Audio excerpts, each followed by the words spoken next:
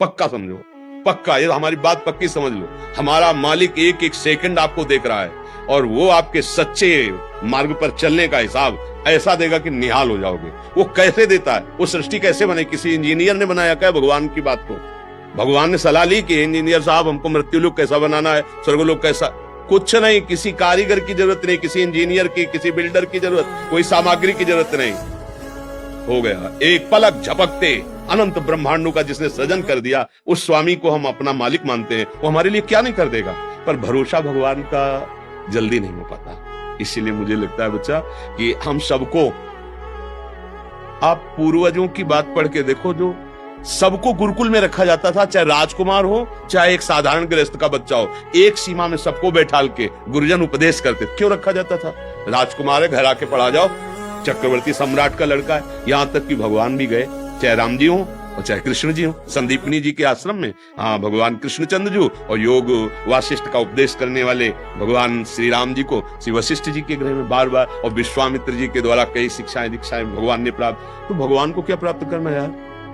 जाकी श्वास वेद श्रुति चारी, सो हरि पढ़े ये अचरज भारी। जिनके श्वासों से वेदों का प्रादुर्भाव, उनको पढ़ना है क्या? पर जब भगवान ने मनुष्य रूप में उतार लिया तो गुरुकुल का सेवन किया। वहीं तो सुदामा जी से मित्रता हुई थी। एक इतने गरीब और एक भगवान द्वारिकाधीश स्वयं, दोनों मित्र बनकर रहे। क्यों ऐसा होता था?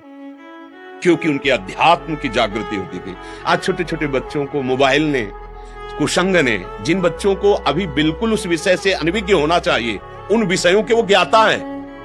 आश्चर्य होता है कि इतने छोटे बच्चे को इतनी विषय संबंधी ज्ञान कैसे हुआ? तो वो कुसंग है मोबाइल का। मुझे ऐसा लगता है कि अपने बच्चों को, अपने भाइयों को, अपने समाज को यदि सुखी करना है तो गंदे विचार, गंदे आचरण, गंदा चिंतन, गंदा भोजन, इससे बचाना होगा। अगर नहीं बचा पाए तो फिर नहीं समझ आएगा, फिर तो गिरना ही गिरना पड़ेगा। बिल्कुल ऐसा बच्चा हमने देखा जो 13 वर्ष का है, खड़े होने में चक्कर आता है, दिन में 8-10 बार वीरपात करता है और उसका स्वभाव बन गया है। अब कैसे सुधार? 13 वर्ष का बच्चा। अब ये सबको लगेगा कि क्या, लेकिन हम इसीलिए इस बात को कहते हैं कि अपने बच्चों को, अपने भाइयों को, अपने समाज को यदि आप इस दोष से मुक्त नहीं कर पाए तो ये जान ही नहीं पाएंगे कि मनुष्य जीवन होता क्या है। छोटे छोटे बच्चे हैं, उनके आचरण भ्रष्ट होते चले जा रहे हैं। अभी यौवन का उन्मेष हो रहा है, वो मदिरा पीने लगे हैं, वो व्यभिचार करने लगे हैं, वो गंदी बातों के ज्ञाता बन रहे हैं। बोलो, जो जीवन संयम के लिए कई बार उदाहरण दिया, जैसे किसान की गेहूं की फसल है, उसे गलेथ कहते हैं जब बाली आने होती है, आप उसे काट लो, एक भी दाना नहीं मिलेगा, और वही रुक जा 2 महीने और इसके बाद काट लो तो बोले 80 मन हुआ, 60 मन हुआ। ऐसे ही जो हमारे सिद्धांतों में है 25 वर्ष रखा गया, हम कह रहे हैं 20 वर्ष तक ब्रह्मचर्य रहिए, वीरपात मत कीजिए, फिर आप गृहस्थी में जाइए, 20-30 वर्ष गृहस्थ धर्म में रहिए, तो फिर आप ब्रह्मचारी ही माने जाएंगे, क्योंकि वो फसल तैयार हो चुकी है ना।